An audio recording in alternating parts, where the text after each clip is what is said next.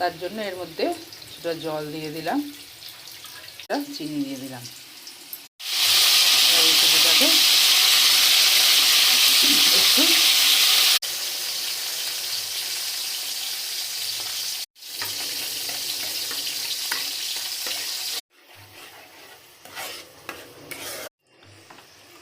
আমি এর মধ্যে না একটুখানি চিনি অ্যাড করেছি,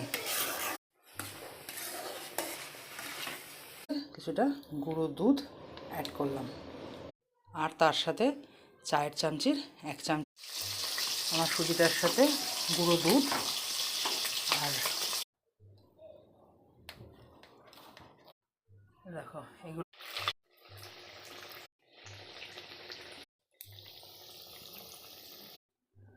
আমার সুজির চিত্রকূট দেওয়ার আগে আমি একবার চিনি শিরা, এই দেখো বন্ধুরা সুজির চিত্র